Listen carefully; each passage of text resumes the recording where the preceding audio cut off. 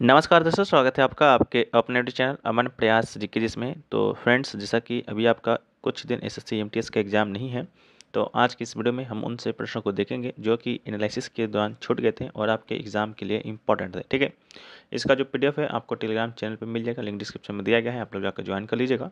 और जो भी लोग चैनल पर नए हैं, चैनल को सब्सक्राइब कर लीजिएगा। जो लोग सब्सक्राइब किए हुए होंगे, नोटिफिकेशन बेल कॉल पर क्लिक कर लीजिएगा एसएससी एमटीएस से जुड़े हर पर अपडेट के लिए। बाकी वीडियो को हम लोग शुरू करते हैं बिना किसी देरी के। वीडियो पसंद है, वीडियो को लाइक शेयर और कमेंट भी करना है। ठीक है, तो आज का हमारा जो पहला जो प्रश्न है वह है कि मॉर्निंग फेस जो उपन्यास जो है वो आपका किसके द्वारा लिखा गया है, यानी कि लेखक कौन है। तो इसका राइट आंसर आपका मुल्क राज आनंद हो जाएगा।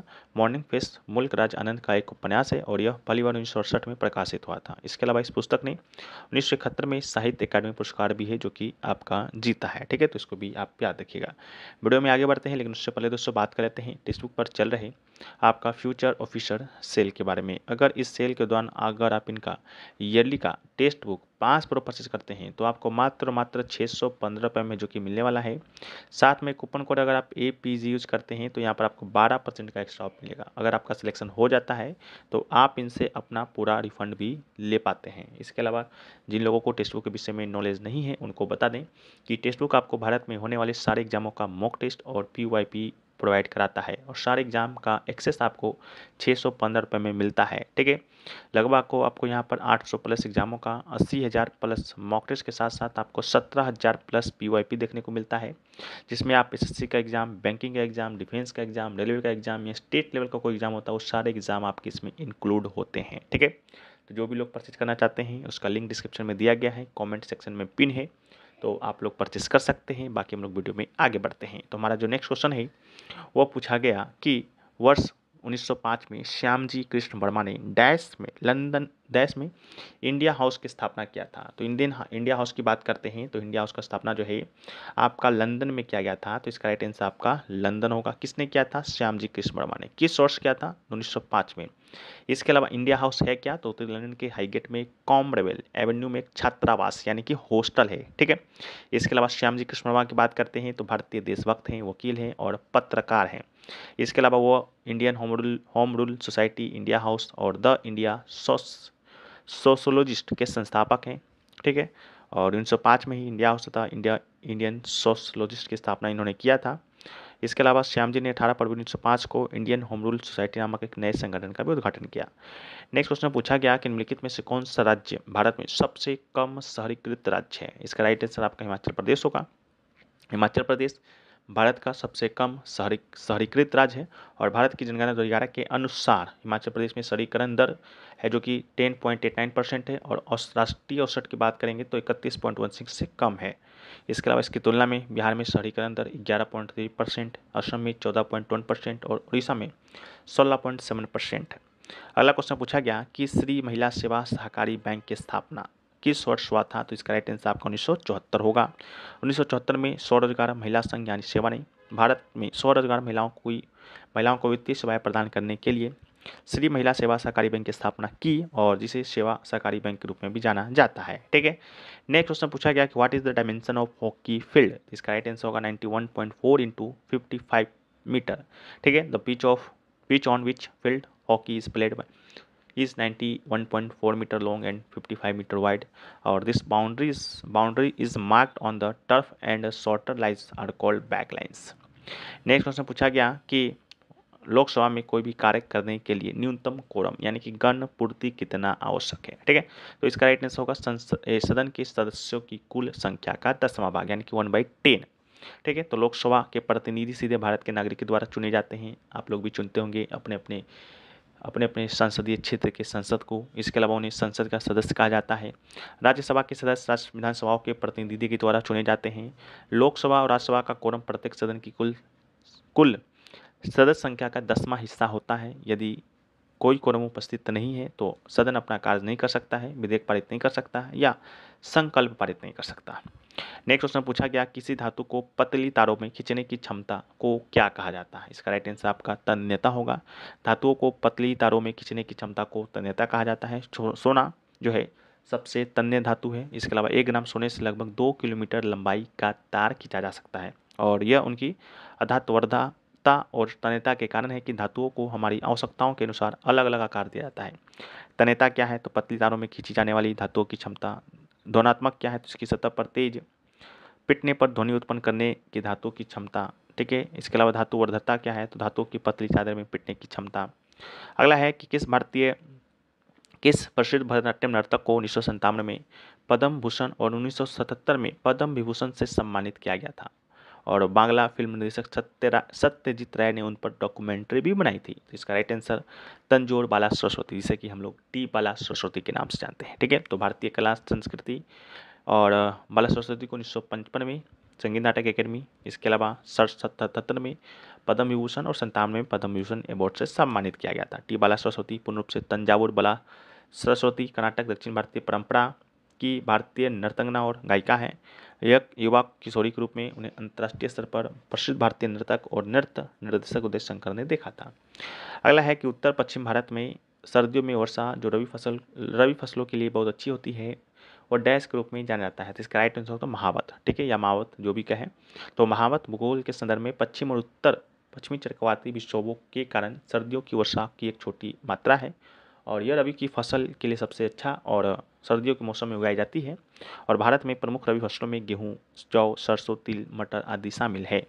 अगला है रिता मुस्तफ़ी जो है किस नृत्य से संबंधित है? तो रिता मुस्तफ़ी की बात करेंगे तो ये आपका कथक डांस से संबंधित है। तो रिता मुस्तफ़ी ने कथक नृत्य को अमेरिकी धरती पर लाने और इसके अतीत का पता लगाने, परंपरा को संरक्षित करने और प्राचीन परंपरा पर विस्तार करने वाले दूरदर्शी और कल्पनाशील कार्यों का निर्माण करने की दृष्टि से कथा नृत्य थिएटर की शुरुआत की थी। अगला है Rajeev Taranath disciple of Ali Akbar Khan is dash player. तो इसका राइट आंसर आपका सरोद होगा। Rajeev Taranath is an Indian classical musician who play the sarod Taranath is disciple of Ali Akbar Khan. ठीक है, he gave his first public vocal performance when he was 9 years old और Rajiv was singing for all India radio before he was 20 and he is respected for his in-depth understanding as the unfolds the raga, the tonal quality and power of his strokes। अगला है कि नमक के द्वारा भोजन को संरक्षित करने की विधि क्या कहलाती है? तो राइट आंसर लवणीकरण या लवण होगा। नमक मिलाकर भोजन को संरक्षित करने की विधि को लवणन कहते हैं और यह भोजन के संरक्षण की वह विधि है जिसमें हम सूक्ष्म जीवों की वृद्धि को रोकने के लिए फलों में अतिरिक्त लवण मिलाते हैं। इसके बाद यह प्रासरण प्रक्रियाओं के माध्यम से मांस और अचार जैसे भोजन से नमी को हटा देता है। लवणन प्रक्रिया लंबे समय तक फल, मांस और मछली को संरक्षित करने में मदद मिलता है। अगला क्वेश्चन पूछा गया कि स्वराज पार्टी का गठन क्यों किया गया था? ठीक है, तो स्वराज पार्टी का गठन भारतीय राजनेताओं जैसे कि मोतीलाल नेहरू और चित्तरंजन दास और भारतीय राष्ट्रीय कांग्रेस के अन्य सदस्यों के द्वारा जो है 1923 में किया गया था 1 जनवरी के दिन। उद्देश्य की बात करेंगे तो ब्रिटिश उपनिवेशवाद से लड़ने के लिए यह प्रदर्शित करें कि परिषद भारत वास्तव में लोकतांत्रिक नहीं थी और परिषदों के माध्यम से विभिन्न सुधारों के लिए सरकार पर दबाव डालने के लिए शुरू किया गया था। अगला है कि केंद्रीय अन्वेषण ब्यूरो सीबीआई के निदेशक कौन है? तो राइट आंसर आपका परवीन सूद होंगे।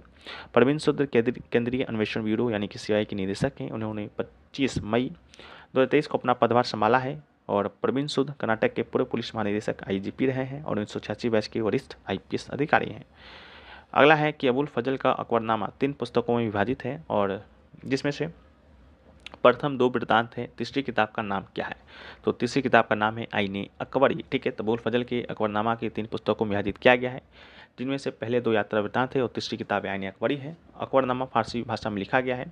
आईने अकबरी अबुल फजल के द्वारा लिखित सम्राट अकबर के साम्राज्य के प्रशासन को दर्ज दिया जाने वाला एक विस्तृत दस्तावेज है और अब्दुल अहमद लाहौरी को बादशाहनामा के लेखक के रूप में भी जाना जाता है और बादशाहनामा प्रत्येक 10 चंद्र वर्षों के 3 खंडों में यह आधिकारिक इतिहास है, तो इसको भी आप याद रखिएगा। अगला क्वेश्चन पूछा गया कि दिल्ली के उस सुल्तान की पहचान कीजिए जिसने बंगाल को दिल्ली सल्तनत के नियंत्रण में लाया और अपने पुत्र बुगरा खां को बंगाल का गवर्नर नियुक्त किया। तो राइट आंसर आपका बलबन होगा। बंगाली गवर्नर तुगरिल खान ने 1279 में ईस्वी में उसके आसपास बलबन के खिलाफ विद्रोह किया था और बलबन के द्वारा अपने सैनिकों को बंगाल भेजने के बाद तुगरिल खां को मार दिया गया था। उसके बाद बलबन ने अपने पुत्र बुगरा खां को बंगाल का गवर्नर जो है कि नियुक्त किया था। यही चीज़ आपसे एग्जाम में पूछा गया था, तो इसको भी याद रखिएगा।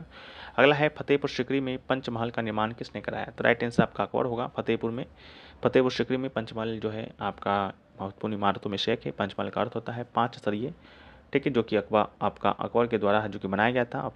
ये 5 मंजिला स्तंभों वाला यह मंडप है और इसके अतिरिक्त यह साधारण इमारतों को बडगिर या पवन मीनार कहा जाता है और जिसका निर्माण गर्मी को कम करने के लिए किया गया था। यह फारसी वास्तुकला का एक बहुत ही लोकप्रिय वास्तुशिल्प जो है तंत्र है। ठीक है, तो इसको भी आप याद रखिएगा। नेक्स्ट जो प्रश्न पूछा गया कि निशा गांधी जो महोत्सव है आपका भारत के किस राज्य में मनाया जाता है। तो निशा गांधी महोत्सव की बात करेंगे तो ये आपका केरल में मनाया जाता है, तो इसका राइट आंसर केरल होगा। इसके अलावा निशा गांधी उत्सव जो है वर्ष में 2 बार मनाया जाता है, एक बार अक्टूबर और नवंबर के महीने में, फिर आपका मार्च और अप्रैल के महीने में। ये केरल के त्रिवेंद्रम में कनकुल्लू पैलेस के मैदान में स्थित निशा गांधी थिएटर में आयोजित होता है। यह उत्सव लगभग 1 सप्ताह तक चलता है और देश भर के कारीगरों को आकर्षित करता है। इसके अलावा केरल के अन्य प्रसिद्ध उत्सव की बात करते हैं तो ओनम, अट्टुकल पोंगल, विशु, तिरुशुरपुरम, थय्यम महोत्सव, नौकादौर महोत्सव, मकर बिलक्कू और अडुर गज मेला, ये सभी आपका केरल का ही प्रसिद्ध उत्सव है। अगला है कि कण्व वंश को पराजित कर किसने अपना साम्राज्य स्थापित किया था। तो इसका राइट आंसर आपका सातवाहन वंश होगा। सातवाहन वंश ने कण्व वंश को पराजित कर अपना साम्राज्य स्थापित किया। अंतिम कण्व राजा जो है सुशर्मन की सातवाहन यानी आंध्र राजा ने हत्या कर दी थी। ठीक है, तो इसको भी है। अगला है मोहम्मडन एंग्लो ओरिएंटल कॉलेज की स्थापना किसने किया। तो राइट आंसर आपका सैयद अहमद खां होगा। 1877 में सर सैयद अहमद खां ने अलीगढ़ में मोहम्मडन एंग्लो ओरिएंटल कॉलेज की स्थापना की और ऑक्सफोर्ड और कैम्ब्रिज विश्वविद्यालयों के बाद कॉलेज का प्रतिरूप तैयार किया, जहाँ उन्होंने इंग्लैंड की यात्रा की थी। अगला जो है वह है कि भारत में सबसे कम शहरी आबादी वाला राज्य कौन सा है अकॉर्डिंग टू आपका 2011 सेंसस। ठीक है, तो इसका जो राइट आंसर होने वाला है वो आपका सिक्किम होने वाला है। ठीक है, भारत में सबसे कम शहरी जनसंख्या वाला जो राज्य है वो आपका सिक्किम है और 2011 के जनगणना के मुताबिक सिक्किम राज्य की जो कुल आबादी है, कुल आबादी में से 25.5% लोग शहरी इलाकों में रहते हैं और यह भारतीय राज्यों में सबसे कम प्रतिशत है। ठीक है, तो इस बात को भी आप याद रखिएगा।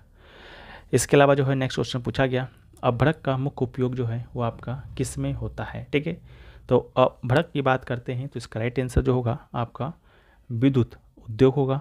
अभ्रक का मुख्य उपयोग जो है विद्युत उद्योग में होता है। इसके अलावा जो अभ्रक है वो सबसे अपरिहार्य खनिजों में से एक है। इसके अलावा इसका उपयोग विद्युत और इलेक्ट्रॉनिक उद्योगों में इसकी डाई इलेक्ट्रिक ताकत, निम्न शक्ति गुणांक और प्रतिरोधी गुण और उच्च वोल्टेज के प्रतिरोध के कारण किया जाता है। ठीक है, इसके अलावा यह अनगणित रोजमर्रा के विद्युत और इलेक्ट्रॉनिक उत्पादों में से एक रोधक के उपयोग में भी किया जाता है। रेडियो और टीवी सेट, पंखे, माइक्रोवेव, टोस्टर, केतली और चावल कुकर के साथ हीटिंग सिस्टम में भी। ठीक है, नेक्स्ट क्वेश्चन जो पूछा गया कि प्रसिद्ध शास्त्रीय नृत्यांगना जो है यामिनी कृष्णमूर्ति को पद्म भूषण पुरस्कार किस वर्ष मिला था।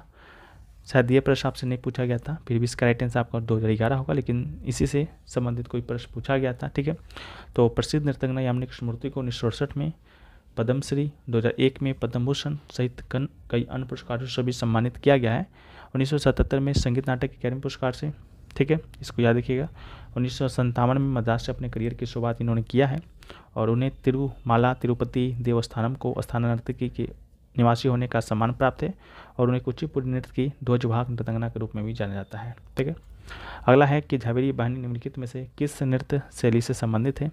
तो इसका राइट आंसर आपका मणिपुरी होगा। दर्शन झावेरी एक शास्त्रीय मणिपुरी नर्तक है, शुद्ध विद्वान और शिक्षक, 4 अंतर्राष्ट्रीय स्तर पर प्रसिद्ध झावेरी वनों में से एक है और इनका निर्माण मणिपुर नृत्य का प्राय बन गया है। ठीक है, तो इसको याद रखिएगा। अगला क्वेश्चन पूछा गया कि एड्स किसके कारण होता है। शायद आपके ऑप्शन में HIV दिया गया होगा, तो इसका राइट आंसर HIV होगा। एड्स जो है HIV संक्रमण का अंतिम चरण है और यह विषाणु जनित रोग है, यानी कि वायरस होने वाला रोग है। मानव इम्यूनोडिफेंसी वायरस यानी HIV का एक वायरस है जो प्रतिरक्षा तंत्र के एक हिस्से पर हमला करता है। इसके अलावा यह वायरस CD4 यानी टी कोशिकाओं नामक श्वेत रक्त कोशिकाओं को लक्षित करता है। यह संक्रमण और अन्य बीमारियों से लड़ने के लिए आवश्यक है। बाकी CD4 कोशिकाओं का निम्न स्तर शरीर को संक्रमण और बीमारी को रोकने या नियंत्रित करने के लिए कठिन बनाता है। अगला है राजकोषीय घाटा क्या है। तो इसका राइट राजकोषीय घाटा का आपसे फॉर्मूला पूछा गया था। तो राजकोषीय घाटा इक्वल टू बजट व्यय माइनस उधार को छोड़कर बजट प्राप्तियाँ। ठीक है, तो ये आपका इसका राइट आंसर था।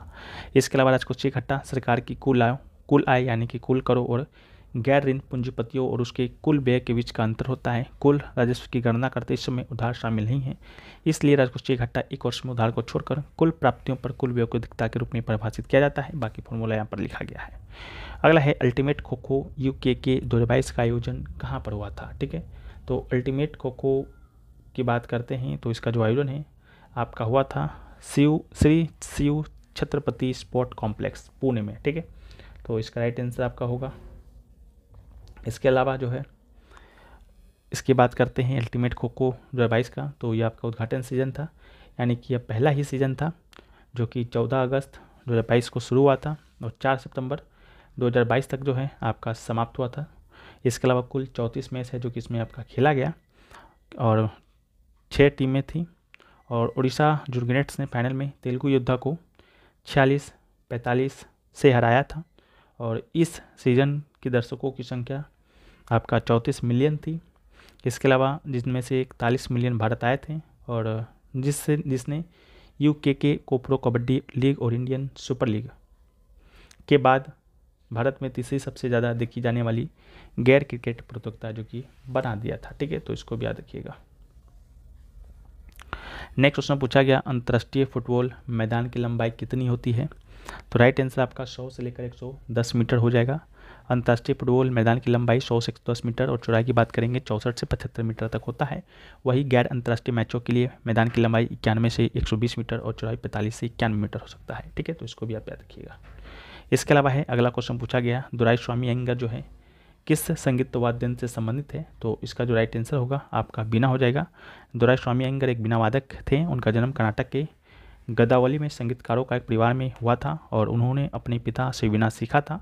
यह वीणा वादक वेंकट रगिप्पा के शिष्य बन गए और 12 साल की उम्र में मैसूर पैलेस में अपनी शुरुआत की और उन्हें महल के ऑर्केस्ट्रा में जूनियर विद्वान के रूप में नियुक्त किया गया था। बाद में 16 की उम्र में मैसूर के दरबार की संगीतकार बन गए थे। ठीक है, अगला क्वेश्चन पूछा गया, इंद्रावती राष्ट्रीय उद्यान जो है किस राज्य में स्थित है। तो इसका राइट आंसर आपका छत्तीसगढ़ होगा। ठीक है, इंद्रावती राष्ट्रीय उद्यान छत्तीसगढ़ के बीजापुर जिले में स्थित है और इंद्रावती नदी के किनारे बसा हुआ है। इस राष्ट्रीय उद्यान का नाम इसी नदी पर रखा गया है। छत्तीसगढ़ का सबसे प्रसिद्ध वन्यजीव अभयारण्य में से एक है। एक क्वेश्चन पूछा गया, 2023 में वाराणसी से सांसद कौन है। तो इसका राइट आंसर आपका नरेंद्र मोदी होगा। इसके अलावा 4 बुक का नाम दिया गया था, उसमें मिलान करना था, जिसमें से एक राजतरंगी था जिसके लेखक कलहन है, ये एक था गीत गोविंद जिसके लेखक जयदेव हैं, एक था आपका टेन टू पाकिस्तान जिसके लेखक आपके खुशवंत सिंह हैं। ठीक है, बाकी एक नहीं मिल पाया है, आप लोग बताइएगा क्या पूछा गया था। इसके अलावा बायोलॉजी से भी एक मैच करने को आया था, जिसमें से एक आपका ACR यानी स्मूथ इंडोप्लाज्मिक रेटिकुलम था। तो it is involve in the synthesis of lipids and detoxification of drugs and poison. Ribosome की बात करेंगे तो it is responsible for protein synthesis and Golgi body की बात करेंगे तो they modify sort and package protein and lipids for storage and transport out of the cell. ठीक है, तो ये पूछा गया था। हमारा जो नेक्स्ट जो प्रश्न है कि भगवान गौतम बुद्ध के सम्मान कौन है। तो भगवान गौतम बुद्ध की बात करेंगे तो इसका राइट आंसर भगवान महावीर स्वामी दिया गया था आपको ऑप्शन में। तो भगवान गौतम बुद्ध और महावीर स्वामी दोनों ही अध्यात्म गुरु थे और दोनों ही अलग अलग धर्मों की स्थापना किया था। गौतम बुद्ध ने बौद्ध धर्म और भगवान स्वामी ने जैन धर्म। ठीक है, हालांकि भगवान स्वामी जैन धर्म को विकसित किया था, स्थापना नहीं किया था। ठीक है, भारत के 2 प्राचीन धर्म है जिसकी जन्मस्थली मगध यानी कि वर्तमान समय का बिहार है तथा दोनों ही धर्म आज भी फल फूल रहे हैं। प्रायः जैन धर्म के प्रवर्तक महावीर स्वामी और बौद्ध धर्म के प्रवर्तक गौतम बुद्ध दोनों समकालिक माने जाते हैं। अगला है कि भारतीय संविधान का अनुच्छेद 165 किससे संबंधित है। तो अनुच्छेद 165 की बात करेंगे तो ये जो है आपका राज्य के महाधिवक्ता से संबंधित है। तो इसका राइट आंसर आपका राज्य का महाधिवक्ता होगा। महाधिवक्ता की बात करते हैं तो भारत में एक जो महाधिवक्ता होता है राज्य सरकार का कानूनी सलाहकार होता है। ठीक है, यानी कि राज्य सरकार को किसी भी विषय पर आपका कानूनी सलाह देता है। इसके अलावा यह पद भारत के संविधान के द्वारा अनुच्छेद 165 के तहत बनाया गया है। यह संघ सरकार के स्तर पर भारत के महान्यायवादी के समान होता है। ठीक है, जिस प्रकार संघ के स्तर पर महान्यायवादी होता है उसी प्रकार से राज्य के स्तर पर आपका महाधिवक्ता होता है और प्रत्येक राज्य के राज्यपाल महाधिवक्ता के रूप में ऐसे व्यक्ति को नियुक्त करते हैं जो एक उच्च न्यायालय यानी कि हाईकोर्ट के न्यायाधीश के रूप में नियुक्त होने के योग्य हों। साथ में महान्यायवादी की बात करते हैं तो भारत का संविधान का अनुच्छेद 76 जो है महान्यायवादी से संबंधित है, जबकि अनुच्छेद 165 भारत के महाधिवक्ता के पद से। इसके अलावा राज्य के महाधिवक्ता का कार्यालय भारत के महान्यायवादी के कार्यालय के अनुरूप है, क्योंकि महाधिवक्ता राज्य का मुख्य विधि अधिकारी होता है और महाधिवक्ता भारत का सर्वोच्च विधि अधिकारी होता है। राज्य के कानूनी मामले में महाधिवक्ता को भेजे जाते हैं जब संघ या केंद्र सरकार के कानूनी मामले भारत के मानवादी को भेजे जाते हैं। अगला क्वेश्चन पूछा गया कि युद्ध या बाहरी हमले के आधार पर राष्ट्रीय आपातकाल की घोषणा होने पर कौन से अनुच्छेद स्वतः ही निलंबित हो जाता है। तो इसका राइट आंसर अनुच्छेद 19 होगा। भारतीय संविधान का अनुच्छेद 358 जो है उसके तहत युद्ध या बाहरी हमले के आधार पर राष्ट्रीय आपातकाल की घोषणा होने पर अनुच्छेद 19 के तहत 6 मौलिक अधिकार जो है स्वतः ही निलंबित हो जाते हैं। इसके अलावा आपातकालीन प्रावधान भारतीय संविधान के भाग 18 में अनुच्छेद 352 से लेकर 360 तक में निहित है। यह प्रावधान केंद्र सरकार को किसी भी असामान्य स्थिति से प्रभावी ढंग से निपटने में सक्षम बनाता है। इसके अलावा संविधान में 3 प्रकार की आपात स्थितियाँ निर्धारित की गई है। राष्ट्रीय आपातकाल अनुच्छेद 352 के तहत, संवैधानिक आपातकाल अनुच्छेद 356 के तहत और वित्तीय आपातकाल अनुच्छेद 360 के तहत। ठीक है। अगला है केलुचरण महापात्र निम्नलिखित में से किस शास्त्रीय नृत्य के प्रसिद्ध नर्तक हैं। तो इसका राइट आंसर आपका ओडिसी होगा। ओडिसी एक प्रमुख प्राचीन शास्त्रीय नृत्य है जिसकी उत्पत्ति भारतीय राज्य ओडिशा में हुआ। और ओडिसी के प्रसिद्ध नर्तक की बात करते हैं तो सुजाता महापात्रा, केलुचरण महापात्रा, रविकांत महापात्रा, गंगाधर प्रधान आदि। अगला है निम्नलिखित में से कौन सा प्राइवेट कंपनी नहीं है। 4 ऑप्शन दिया गया था, एक डाबर दिया गया था, एक भेल दिया गया था, टिस्को दिया गया था और रिलायंस दिया गया था। ठीक है। तो इनमें से आपका सरकारी कंपनी पूछा था, कौन है, प्राइवेट कंपनी नहीं पूछा था, यानी कि सरकारी कंपनी पूछा था। तो इसका राइट आंसर आपका भेल यानी कि भारत हेवी इलेक्ट्रिकल्स लिमिटेड आपका इसका राइट आंसर होगा। भारत में सरकारी और प्राइवेट कंपनी की बात करते हैं तो उसकी सूची आप यहाँ पर देख सकते हैं। सरकारी कंपनी की है Hindustan steel limited, Hindustan shipyard, भारतीय विमानपत्तनम प्राधिकरण, भारत कोकिंग कोल लिमिटेड, इसके अलावा Bharat electronics limited, power grid corporation of India, Hindustan petroleum corporation limited. ये सब क्या है, सरकारी कंपनियाँ। प्राइवेट कंपनी की बात करते हैं Reliance industries limited, Indian oil corporation limited, Tata Motors limited, भारतीय स्टेट बैंक, भारतीय petroleum corporation limited, oil and natural gas limited, Tata consulting services limited. ये सब क्या है, प्राइवेट कंपनी है। एक जो नेक्स्ट क्वेश्चन है वो पूछा गया कि कथकली जो शास्त्रीय नृत्य है वह आपका किस राज्य से जुड़ा हुआ है। तो कथकली की बात करेंगे तो इसका राइट आंसर केरल होगा। कल ही हम लोग ने देखा था। तो कथकली शास्त्रीय नृत्य केरल राज्य से शुरू किया गया था। यह मलाय एवं त्रावणकोर के आसपास प्रचलित नृत्य है। यह रंग कला, नृत्य, नाट्य कला और सुंदरतम नृत्य रूप है। इसमें कलाकार न तो संवाद बोलता है और न ही गीत गाता है। इसके अलावा इसमें रंगीन वेशभूषा पहनकर कथा संदर्भा का हस्त मुद्राओं और नृत्य द्वारा अभिनय प्रस्तुत है जो कि किया जाता है। इसके अलावा आपके 8 जो है क्लासिकल डांस है उसको भी याद रखना है, जैसा कि एक आपका भरतनाट्यम है जो कि आपका तमिलनाडु का है, एक आपका कथक है जो कि आपका उत्तर प्रदेश का है, एक आपका कथकली है जो कि आपका केरल का है, ओडिसी जो कि उड़ीसा का ही है, मणिपुरी जो कि मणिपुर का है, कुचिपुड़ी जो है आपका आंध्र प्रदेश का है, मोहिनीअट्टम है जो कि आपका केरल का है और सतरिया जो है आपका असम का है। ठीक है। तो इसको याद रखना है। ये जो 8 क्लासिकल डांस है ये आपका संगीत नाटक एकेडमी के द्वारा मान्यता प्राप्त है। बाकी भारत का संस्कृति मंत्रालय के अकॉर्डिंग की बात करते हैं तो उसके अकॉर्डिंग आपका 9 नृत्यों को शास्त्रीय नृत्य का दर्जा दिया गया है। 8 तो आपका यही है, बाकी एक जो है आपका छऊ है जो कि पूर्वी भारत में जो कि बनाया जाता है 3 राज्यों में अलग अलग नामों से। ठीक है। तो इसको भी याद रखिएगा। झारखंड में आपका सरायकेला छऊ के नाम से, पश्चिम बंगाल में बात करते हैं तो पुरुलिया छऊ के नाम से और उड़ीसा में बात करते हैं तो मयूरभंज छऊ के नाम से मनाया जाता है। ठीक है। नेक्स्ट क्वेश्चन जो पूछा गया कि सेंडिमेंट्री रॉक जो है रॉक बाय विच फॉर्मेशन, यानी कि बनता कैसे है। तो sedimentary rock is formed by lithification a process that occurred with weathering. ठीक है। तो इसका राइट आंसर था। इसके अलावा सम कॉमन एग्जाम्पल देखेंगे सेडिमेंट्री रॉक का तो लाइमस्टोन, इसके अलावा चॉक, क्ले, सैंडस्टोन, सेल आपका हो जाएगा। नेक्स्ट क्वेश्चन पूछा गया डी नेचर एल्कोहल का मीनिंग पूछा गया था। ठीक है। तो डी नेचर जो एल्कोहल होता है, denature alcohol is ethanol that has adept to make it unfit for human consumption. ठीक है। तो इसका मीनिंग था, अरे इसी से मिलता जुलता ऑप्शन आपके जो है यहाँ पर दिया गया होगा। तो बताइएगा आप लोग जो भी एग्जाम देख रहे हैं क्या दिया गया था। बाकी हम लोग पढ़ते हैं नेक्स्ट क्वेश्चन की ओर। तो हमारा जो नेक्स्ट क्वेश्चन है कि which of the following is autobiography of the first जज ऑफ इंडिया अन्ना चांडी। ठीक है। तो इसका जो राइट आंसर आपका होने वाला है वो होने वाला है आत्मकथा। ठीक है। तो इसका राइट आंसर आपका आत्मकथा होगा। Justice Anna Chandy was India first female जज and the first women in the country to become high court जज। सी has been described as a first generation feminist. ठीक है, नेक्स्ट क्वेश्चन जो पूछा गया कि भारत के निम्नलिखित में से किस क्षेत्र में लेटराइट मिट्टी पाई जाती है या लेटराइट मृदा पाया जाता है। तो इसका राइट आंसर पश्चिमी घाट होगा, या ऑप्शन में दिया गया होगा, नहीं तो असम की पहाड़ी दिया होगा, या तो दोनों दिया गया होगा। ठीक है, लेटराइट जो मृदा है आपका इन दोनों जगहों पर पाया जाता है, खास तौर पर कर्नाटक में, केरल में, तमिलनाडु में, मध्य प्रदेश में, उड़ीसा में और असम के पहाड़ी इलाकों में। बाकी यहाँ major soil types of India का यहाँ पर आपको मैप दिया गया है। यहाँ से भी आप लोग देख सकते हैं कि जो एल्वली सॉइल है वो कहाँ कहाँ पाया जाता है, ब्लैक सॉइल कहाँ कहाँ पाया जाता है, रेड एंड येलो सॉइल कहाँ पाया जाता है, लेटराइट को आप लोग देख सकते हैं कहाँ कहाँ पाया जाता है। यहाँ असम का पहाड़ी है, इसके अलावा ये आपका पश्चिमी घाट है। ठीक है, इसके अलावा arid soil, forest and mountain कहाँ कहाँ पाया जाता है, उसको भी आप लोग देख सकते हैं। अगला जो है मेटेलिक रिलेटिव वाइज आपको अरेंज करना था, 4 ऑप्शन दिया गया था, के, एम, जी, सी, यू और ए यू, यानी कि पोटेशियम, मैग्नीशियम, कॉपर और गोल्ड दिया गया था। ठीक है, तो in terms of reactivity the order is क्या होगा, तो पोटेशियम होगा, फिर आपका मैग्नीशियम होगा, फिर कॉपर होगा, फिर आपका गोल्ड होगा। ठीक है, तो यही ऑर्डर आपका राइट आंसर था। नेक्स्ट क्वेश्चन पूछा गया सेंट्रल विजिलेंस कमिश्नर यानी कि केंद्रीय सतर्कता आयुक्त 2023 में कौन था। ठीक है, तो इसका राइट आंसर प्रवीण कुमार श्रीवास्तव होगा। प्रवीण कुमार श्रीवास्तव को 19 मई 2023 को जो है केंद्रीय सतर्कता आयुक्त के रूप में शपथ लिया था। ठीक है, तो ये राइट आंसर होगा। अगला क्वेश्चन पूछा गया किशोरी अमोनकर किस घराने से संबंधित है। तो किशोरी अमोनकर की बात करेंगे तो इनका राइट आंसर होगा जयपुर घराना। किशोरी अमोनकर एक भारतीय शास्त्रीय गायिका थी, वह जयपुर घराने से संबंध रखती हैं। जन्म की बात करेंगे तो 10 अप्रैल 1932 को, मृत्यु 3 अप्रैल 2017 को। इसके अलावा पद्म भूषण 1987 में, पद्म विभूषण 2000 में इनको मिला है।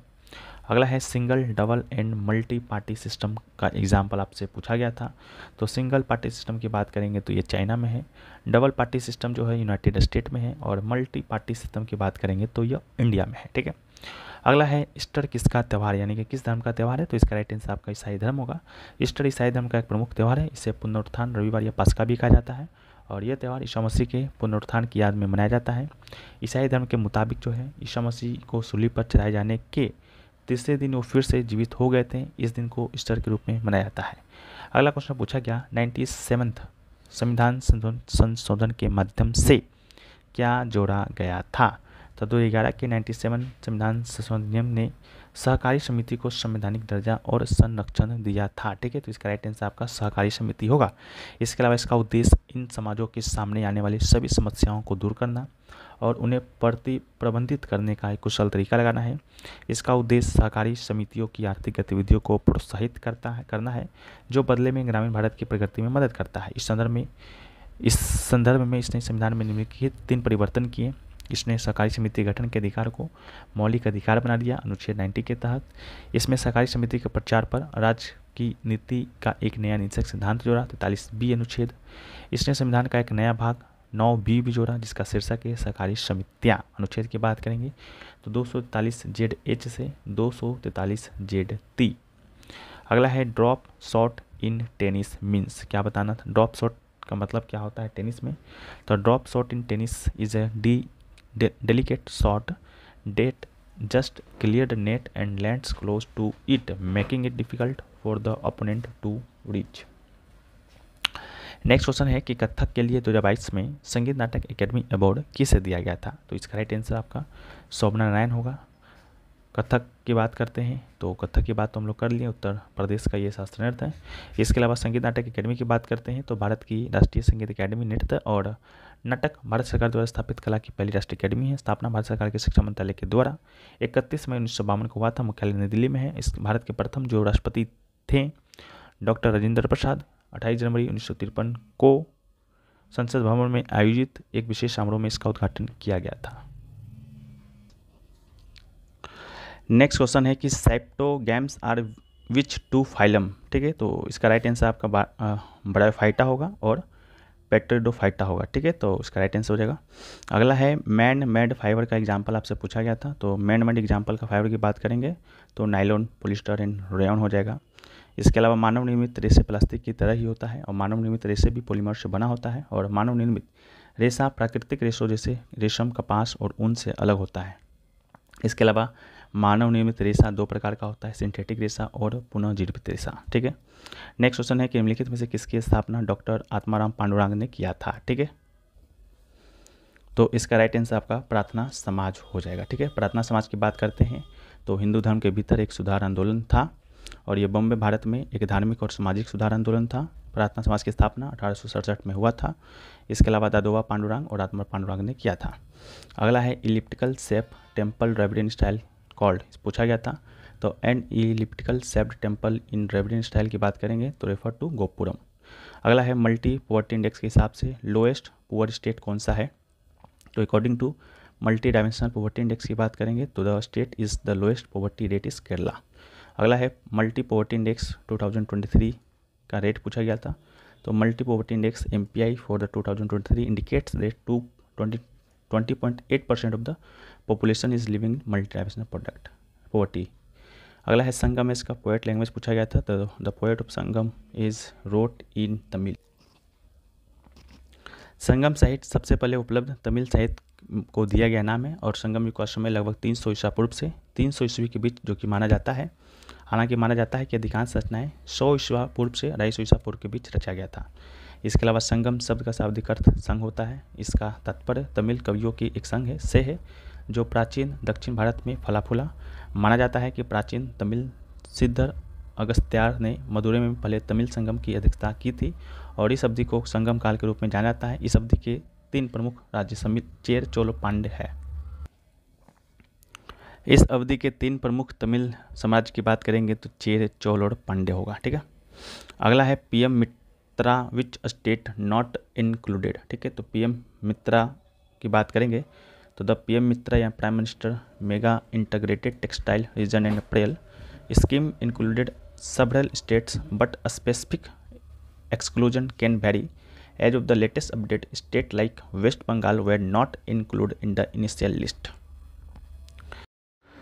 सो फ्रेंड्स, आशा करते हैं कि वीडियो आपको पसंद आया है। वीडियो पसंद आया तो वीडियो को लाइक कर दीजिए, चैनल पे नए हैं चैनल को सब्सक्राइब कर दीजिए और सब्सक्राइब कर दिए हैं तो नोटिफिकेशन बेल कॉल पर क्लिक कर दीजिएगा और मिलते हैं हम लोग नेक्स्ट वीडियो में। जब तक के लिए जय हिंद।